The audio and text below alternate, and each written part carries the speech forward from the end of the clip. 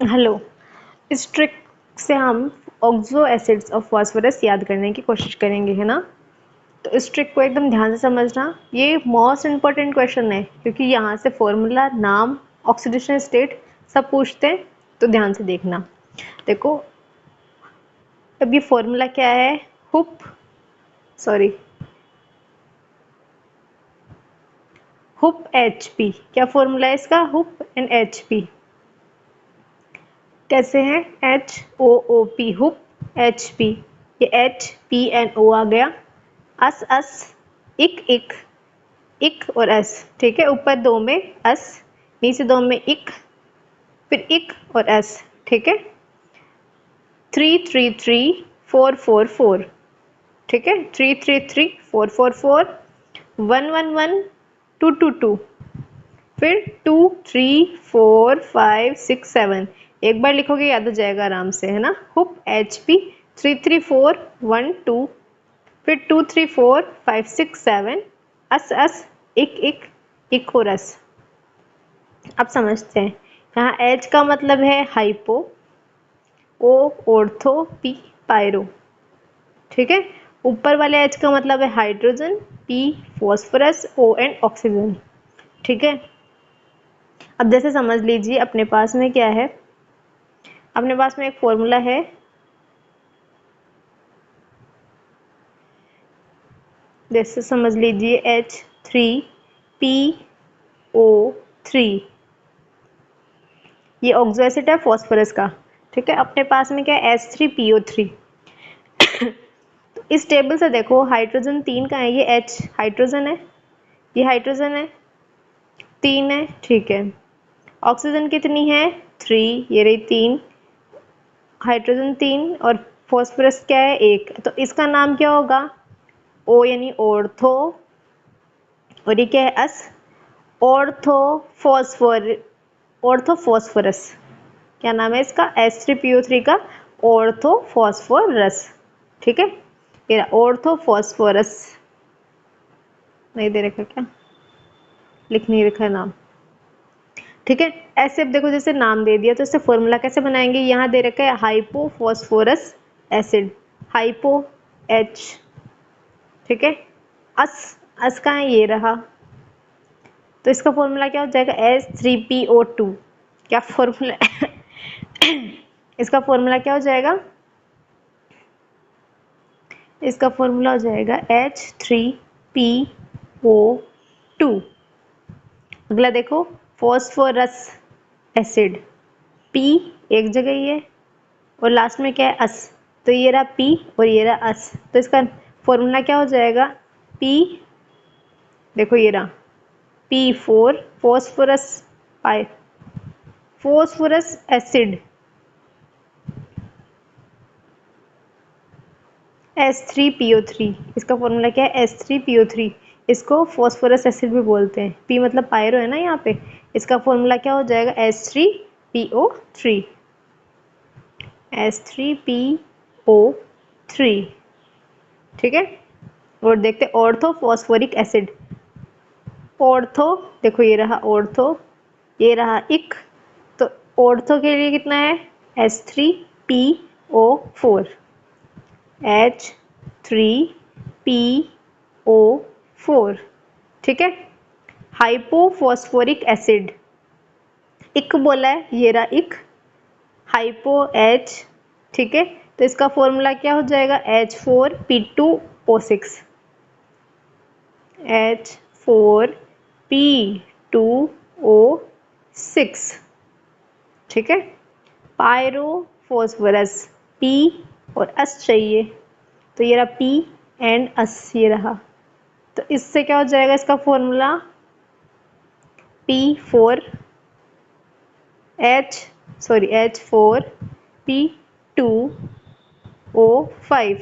देखो ये है ना पायरो, ये है अस, समझ रहे हो? ये रहा पायरो, ये रहा अस। तो H4, ये रहा H4P2O5।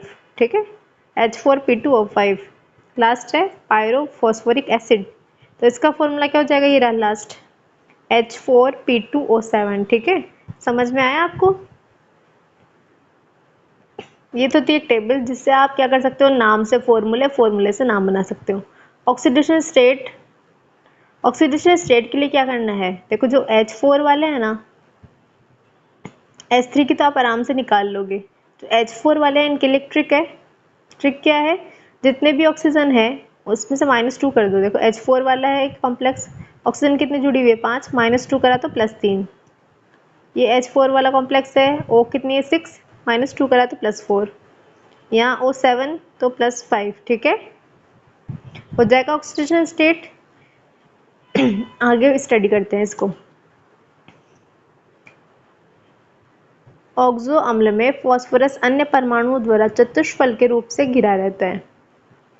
सभी अम्लों में कम से कम एक तो क्या होगा, पी डबल बॉन्ड ओ बंद होगा, एक क्या होगा, पीओएच बंद होगा।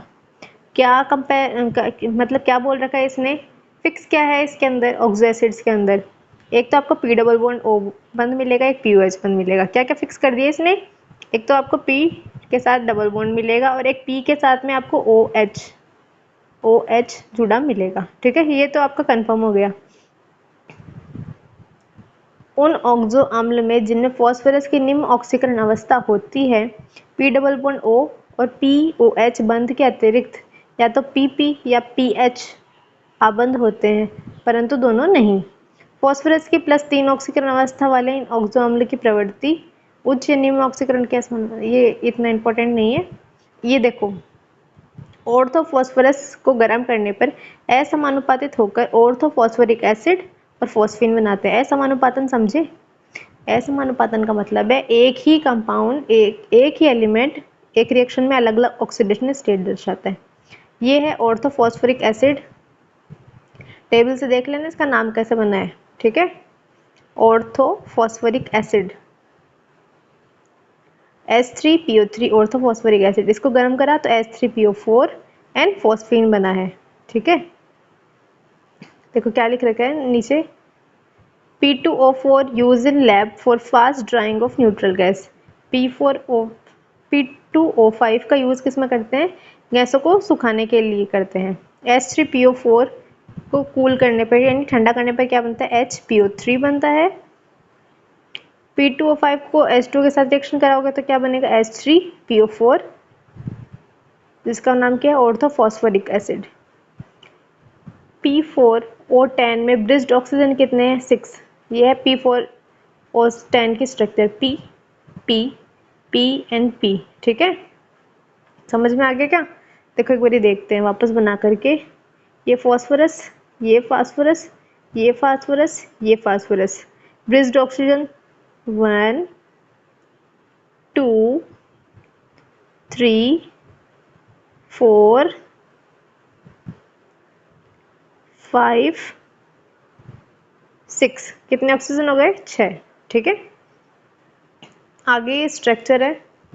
देखो मैंने आपको क्या चीज़ बताई है कि जितने भी ऑक्सो एसिड है उनमें कॉमन क्या है, एक तो P double bond O bond मिलेगा और एक पीओएच मिलेगा, ये तो सब में कॉमन है। ठीक है, उसके अलावा जितने भी हाइड्रोजन बनते हैं उसको ऐसे जोड़ दो, एच एच। जैसे ये फॉर्मूला क्या है इसका, देखो ध्यान से देखते हैं इसका फॉर्मूला क्या है। इसका फॉर्मूला है H3PO2, ऑक्सीजन 2 है, एक ऑक्सीजन यहाँ जुड़ गई है, एक ऑक्सीजन यहाँ जुड़ गई है। ठीक है, अब H कितने हैं 3, तो एक X तो यहाँ जुड़ गया, बचे 2, जोड़ दिए 2। समझ में आ गया। ऐसे H3PO3, P कितने हैं 3, सॉरी ऑक्सीजन कितने हैं 3, एक डबल बॉन्ड के साथ हो गया, एक OH के साथ हो गया।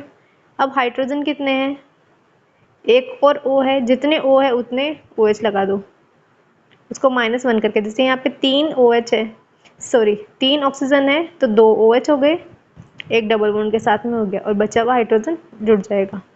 ऐसे यहाँ पे H3PO3 H3PO4 -1 कर दिया तो कितने 3 हो गए, 3 OH हो गए। ठीक है, जितने OH होंगे उतनी उस मॉलिक्यूल की बेसिसिटी होगी। वापस से देख लो, जैसे यहाँ पे एक OH है, ऑक्सीजन कितना है 2, -1 करा तो इसकी बेसिसिटी +1। यहाँ कितने हैं, फॉर्मूला देखो ऑक्सीजन कितनी है 3, तो -1 कर दिया तो 2 OH आ गए, बेसिसिटी कितनी हो गई इसकी 2। यहाँ पे ऑक्सीजन कितने हैं 4, तो यहाँ पे OH कितने होंगे 3, बेसिसिटी कितनी हो गई 3, H4P2O7 जितने भी 4 वाले हैं उनमें एक ब्रिज्ड ऑक्सीजन होगा, ठीक है, इसलिए -2 सॉरी -3। इसकी स्ट्रक्चर में देखो OH कितने हैं 1 2 3 4, तो बेसिसिटी कितनी हो गई इसकी 4। साइक्लोमेटा ट्राइफॉस्फीन, इसके स्ट्रक्चर में 3 फॉस्फीन यहाँ लगे हुए हैं, बाकी ऑक्सीजन जुड़े हुए हैं, 3 OH, बेसिसिटी कितनी है इसकी 3। यहाँ पे पॉलीमेटा फॉस्फोरिक एसिड, बेसिसिटी मेनली आपको ऊपर वाले 3-4 कंपाउंड है बस इन्हीं की पूछते हैं, बना लोगे ना बेसिसिटी। यहाँ लिख रखा है 1 ऑक्सीजन ऑलवेज क्या बनाएगी P डबल बॉन्ड O बंद बनाएगी, बाकी में से बाकी ऑक्सीजन क्या बनाएगी OH बॉन्ड बनाएगी, ठीक है। एक POH बंद बनेगा, POH बंद जितने कम होगी बेसिसिटी उतनी ही कम होगी, ठीक है। इसका नाम क्या है फॉस्फीनिक भी बोलते हैं इसको, फॉस्फीनिक। H3PO2 का हाइपोफॉस्फोरस भी नाम है, फॉस्फेनिक भी नाम है, कई बार फॉस्फेनिक नाम से भी ये पूछा जाता है।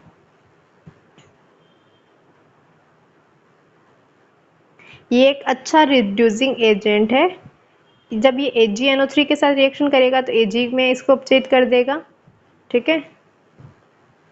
बेसिसिटी देखते हैं, देखो ये pH आबंद आयनीकृत होकर H+ आयन नहीं देते हैं, क्षारकता में कोई महत्वपूर्ण भूमिका नहीं निभाते, केवल वे ही हाइड्रोजन परमाणु आयन योग्य होते हैं जो क्षारकता उत्पन्न करते हैं, यानी सारे के सारे हाइड्रोजन इंपॉर्टेंट नहीं है।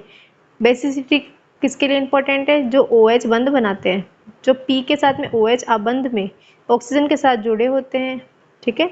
इसीलिए H3PO3 और H3PO4 की बेसिसिटी कितनी है, यहाँ पे द्विक्षारकीय, यहाँ त्रिक्षारकीय। देखो मैंने क्या बताया था, ऑक्सीजन कितनी जुड़ी हुई है 3, तो -1 कर दिया तो 2, बेसिसिटी कितनी हो गई 2। यहाँ ऑक्सीजन है 4, -1 तो 3 इसकी बेसिसिटी हो गई। क्योंकि H3PO3 की संरचना में 2 POH आबंध है, जबकि H3PO4 में 3 OH आबंध है, ठीक है। नेक्स्ट क्वेश्चन देखते हैं। आप H3PO2 की संरचना के आधार पर उसके अपचयक व्यवहार को कैसे दर्शा सकते हैं। अपचयक व्यवहार मतलब OH बॉन्ड बताने आपको। H3PO2 की संरचना में 2 हाइड्रोजन परमाणु फॉस्फोरस से सीधे सीधे जुड़े हुए हैं, जो इस अम्ल को अपचय गुण दर्शाते हैं। इस संरचना में ही 2 हाइड्रोजन जुड़े हुए हैं, इसलिए इनमें ऑर्डर पूछ लिया अपचयक का, तो मोस्ट रिड्यूसिंग एजेंट क्या है H3PO2 है, क्योंकि यहाँ 2 हाइड्रोजन जुड़े हुए हैं, ठीक है। आगे देखते हैं। H3PO4 की क्षारकता कितनी है 3, -1। क्या होता है जब H3PO3 को गर्म करते हैं, असमानुपातन अभिक्रिया H3PO4 बनेगा, फॉस्फीन बनेगा, ठीक है। आगे का हम नेक्स्ट